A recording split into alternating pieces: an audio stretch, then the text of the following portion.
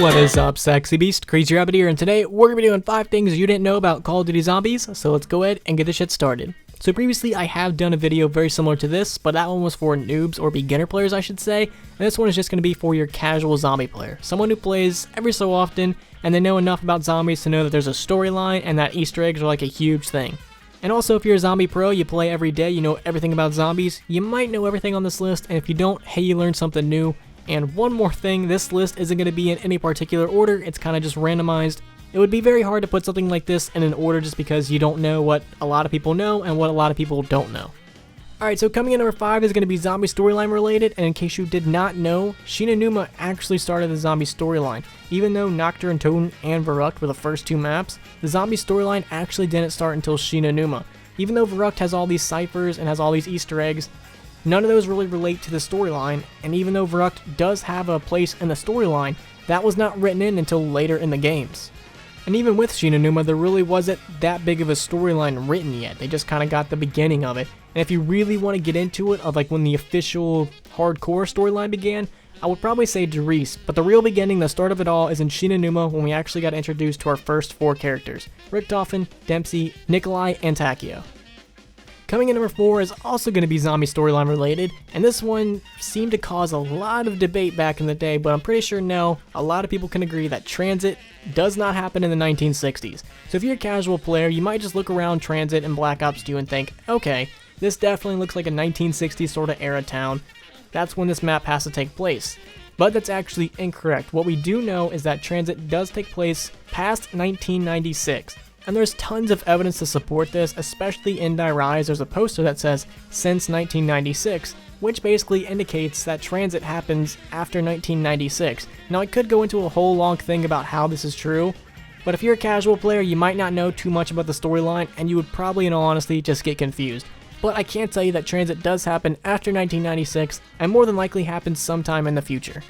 Alright, and taking the number 3 spot is going to be Double Tap. So a lot of people really don't know what Double Tap does, or what Double Tap 2.0 does. So basically what these do, well, original Double Tap just increased your fire rate. That's really all it kind of did. And then when we got introduced to Double Tap 2.0, Double Tap 2.0 also made your gun shoot faster, but every time you use a bullet weapon, so like the Draken, the HVK, or the ICR, or anything like that, 2 bullets will come out instead of 1, which basically doubles the damage that your gun can do. But this does not work for like wonder weapons and anything that does not shoot lead. So like the ray gun, the thunder gun, the Apothicon Servant, it's not going to work for those weapons, it's only going to work for weapons that actually shoot bullets. And a lot of people surprisingly just didn't know what Double Tap and Double Tap 2.0 did. They both increase your fire rate, and really the only difference between Double Tap and Double Tap 2.0 is that Double Tap 2.0 allows you to shoot an extra bullet every now and then, but it doesn't take away from your actual ammo. So basically it just gives you a free bullet and you deal double the damage, which actually makes Double Tap 2.0 a really good perk and definitely a reason to get it.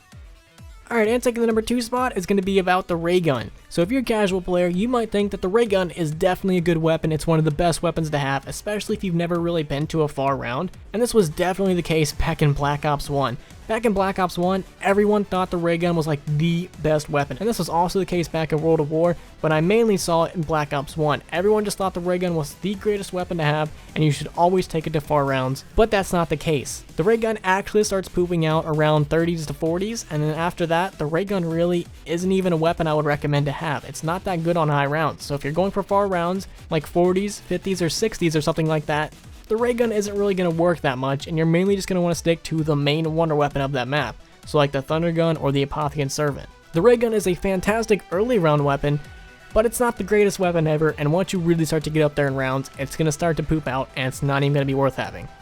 Alright, and taking the number 1 spot, again these are in no particular order, just a random order, is going to be 2 little Easter eggs. These are kind of tied, and honestly I could put a lot of Easter eggs on this. I could put like the jump scares and tons of other Easter eggs at this number 1 spot.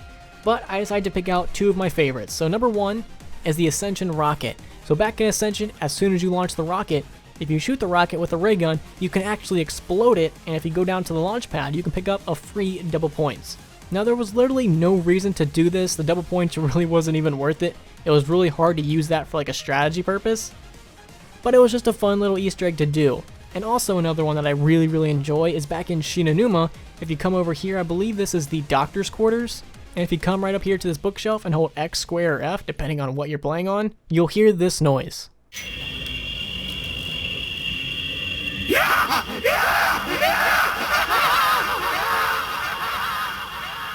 which when I first heard it really scared the shit out of me. I think I jumped out of my seat. It was pretty creepy. But I decided to put these both at number 1 just because they're tiny little Easter eggs that I really enjoy and a lot of people might not know about them.